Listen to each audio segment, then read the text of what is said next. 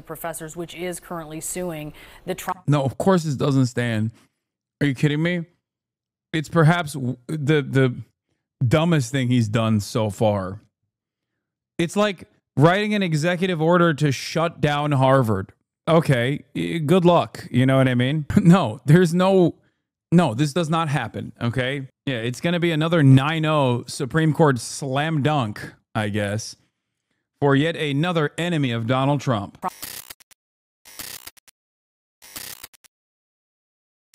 By the way, Trump is still doing crack cocaine on a daily basis, because while we were in the process of covering all this stuff that took place, okay, we have yet another psychopathic decision coming down from the Trump administration, which has already been blocked by a judge, but still, Trump administration halts Harvard's ability to enroll international students. The move was a major escalation in the administration's efforts to pressure the college to fall in line with President Trump's demands, demanding that the international students re-enroll elsewhere or self-deport. That is fucking insane. Just revoked Harvard University's ability to enroll any international students.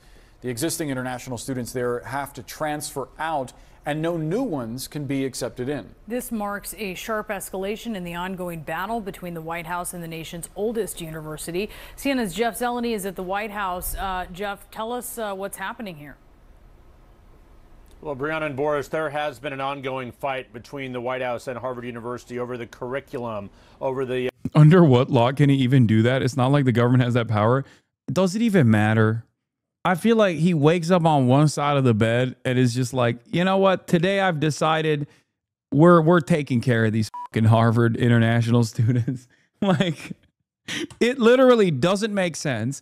It is not even positive in any way. Like, this is quite literally harming America's future and possible national security interests, as a matter of fact. You are literally turning around and saying, oh, some of the best and brightest that have come here from all around the planet, I don't give a shit what their research is.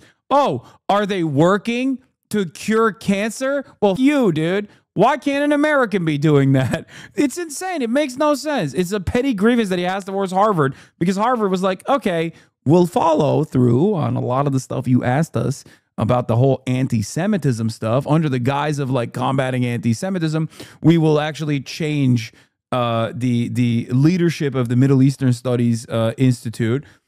But if you keep asking for more, if you want us to do more like anti-woke shit, well, that's a bridge too far. We're going to actually fight back against that. And then Trump has been so pissed off about it that he's like revoking, I don't know, taking away all the grants from Harvard and deciding to do this now. He's on crack. Yeah, federal funding, and now over international students. As you said, this is a dramatic escalation. We are learning this announcement from the Department of Homeland Security. Secretary Kristi Noem making the announcement this afternoon, essentially giving a warning to Harvard that they are no longer allowed to admit international students. So she writes this in part: they have lost their student and exchange visitor program certification as a result of their failure to adhere to the law, she says. Let this serve as a warning to all universities and academic institutions across the country. So let's break that down a touch. She's accusing them, Harvard University. Yeah, also Chinese students paying full tuition is a pillar in the financial aid system. This will destroy university funding. Exactly. Bro, you're gonna feel some type of way. There was also somebody else in the chat that was saying like, yeah, he's gonna take away someone's ABG, and then that person is forever loyal to the Communist Party of China. That person is now an asset, okay, for the Chinese state. He's deporting Asian baby girls. This is unacceptable. A bridge too far. We must put an end to this right now. University of failing to adhere to the law. Of course, there were some rules essentially that were put out as a strings, if you will, on federal funding for what type of a curriculum universities could use, what type of DEI programs they couldn't have. Of course, this all stems from protests on college campuses. Harvard University is pushing back very hard at this. Just a statement coming out just a few moments ago. Like all internationals, Canadians, Israelis.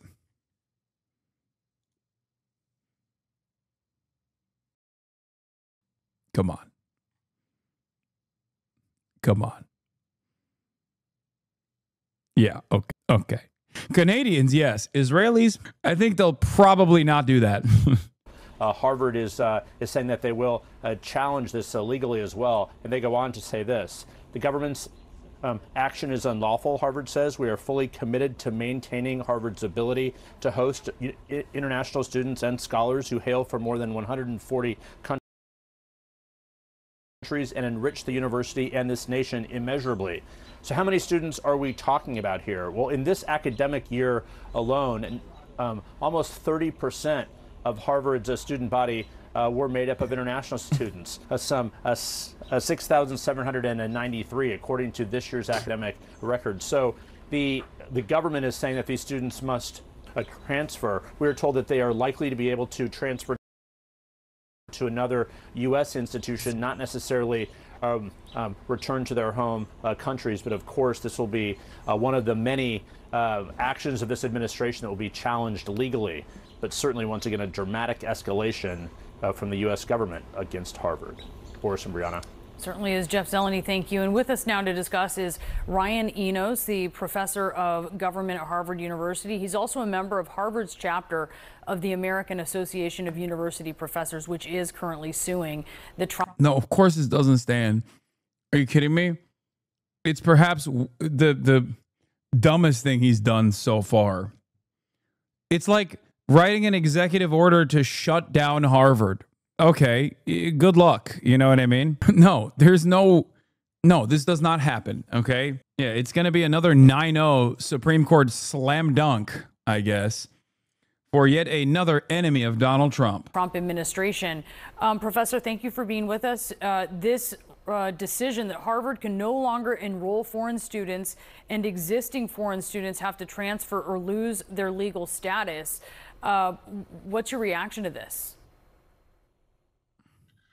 I think it's awful and it's outrageous. It's another pattern of the Trump administration taking authoritarian actions. In the United States, the president does not have the power to punish people, target people for punishment because he doesn't like their politics. And he's targeting Harvard because Yeah, that's kind of the whole point, don't you think? That's kind of that is what he's doing. He thinks he politically disagrees with them. It's a political vendetta. And he's doing this on the back of students who were admitted to Harvard from around the world for their merit, for things that they accomplished in life. And now he's trying to punish them, to hold them hostage, essentially to try to win what he considers to be this political fight with Harvard. That's what authoritarians do. It's not done by the rule of law. Secretary Noem says the administration is holding Harvard accountable for fostering violence, anti-Semitism, and coordinating with the Chinese Communist Party on its campus. What do you say to that? I see you shaking your head. Yeah, I mean, I could shake my head all day against those things. I would ask them what violence they're pointing to, what anti-Semitism they're pointing to, what coordination with the Chinese Communist Party they're pointing to. These are outrageous statements, and I think it's become increasingly clear that the public doesn't believe this. The American public doesn't believe this, and they are leveling these outrageous claims to try to win this political battle. And in a certain respect, and I think we see this pattern with them, it doesn't matter whether they are making are true. They're all a pretext for this trying to punish Harvard and punish other universities as a way to bring them under their control. And as I said earlier, that is what authoritarians do. It's not the way things should be done in the United States. Some of this may come down to what particular free speech may be allowed, but the secretary is also citing Harvard's own report. Harvard released 2 reports last month on anti-Israel bias, and there was another one on anti-Muslim, anti-Arab, and anti-Palestinian bias, finding in part that Jewish students had faced bias, suspicion, intimidation, alienation, shunning, contempt, and sometimes effective exclusion from various curricular and co-curricular parts of the university and its community. It also found that Arab, Muslim, and Palestinian students and faculty who voiced concern over rising death tolls in Gaza and the unfolding humanitarian crisis there overwhelmingly felt abandoned, and some believed they were actively silenced by Harvard administrators. What work do you think Harvard has to do on these issues? You know, Harvard is a big, diverse place. bringing people together from across the world and from different communities across the United States, and putting them in a place where they live together and they study together and they work together. And then when things happen in the world, like happened in Gaza and happened in Israel, are going to touch our community. And of course, people are just going to disagree. And sometimes it's going to lead to things. Yeah. Oh, brother. Yeah, Jake Sherman posted this. Bro, this is literally like, this was the same narrative that took place after Brian Thompson's assassination, right? We don't know who did it, obviously. Like, remember when people were like, oh, it's so scary. Like, media figures would say, like, it's so scary to be in the streets of New York City. And then people would just be like, what are you talking about? Like, what do you mean it's so scary to be on the streets of New York? Well, like, I didn't, like, it's so dangerous to be a CEO in America. Like, it's so dangerous to be a CEO in America right now. We need to fucking create a new hotline for CEOs that are afraid. It's like, this isn't to undermine anti-Semitism and anti-Semitic incidents. Like, they do take place.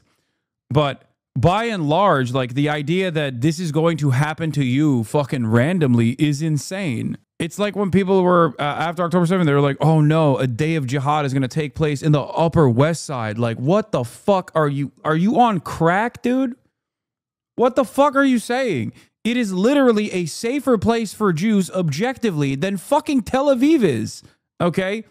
Whether it is the safety and security that you have of never having to fucking hear psytrance music, okay? That's a big point of safety, I think. Or even getting spitted on because they accidentally thought you were Christian. Like, what are we talking about, dude? What the fuck is this shit? They gave us a day off at Google for the day of jihad. It was insane. That's amazing. Okay, but like, you know, don't look a gift horse in the mouth, okay? That's awesome. Like, you get a fucking day off, a paid day off from work because the day of jihad is taking place. Dude, how can people be so stupid? Oh my God. That's the part of the context nuke that I didn't even get to. Apparently, Ethan also brought that up. I haven't even seen that part yet. They weren't allowing people into my local park. I'm sick of you associating psytrance with Israel, you son of a bitch. I'm sorry. Have you seen Israeli music? It's all that. Okay. Yeah. Google paid their employees to do jihad that day. I'm Muslim. What the fuck is a day of jihad? Are you guys all right? No, dude. Americans are fucking insane. They love being the main character of their own stories. After announcing that foreign students are being banned from Harvard, Noam warns this should be a warning to every other university to get your act together.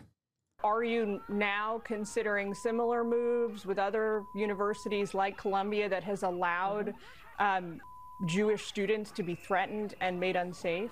Absolutely. We are absolutely. Are you sad you didn't get invited to Kai-Cenat Streamer University because of your divisive views? Yeah.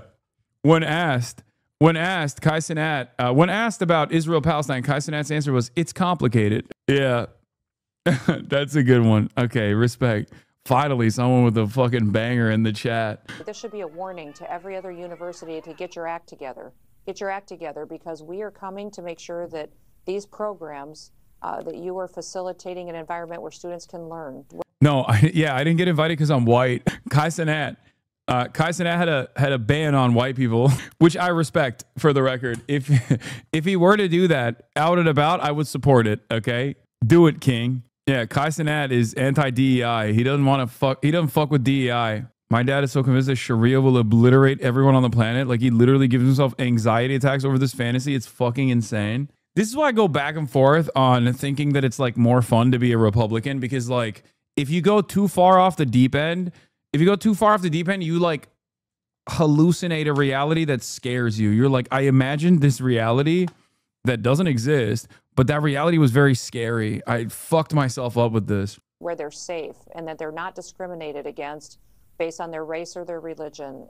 Anti-Semitism will not be stood for, and any participation with a country or an entity or a terrorist group that hates America and perpetuates this kind. Okay, but like, a lot of people hate America for good reason. Like, if we're just like, I guess they're just saying de facto, like, no one is allowed. No other. I mean, Americans hate America. I hate America. What are we talking about? Kind of violence, we will stop it, and we will not allow that to happen, especially in places where our kids need to grow up and really learn what this country is about, what the world is about, and what it means to promote freedom and liberty. Could you foresee, or are you now considering similar moves with other universities like Columbia? That shouldn't happen. And like, you know, people yelling at each other, whatever types of things we want to cite in those. Brother, they will cherry pick this.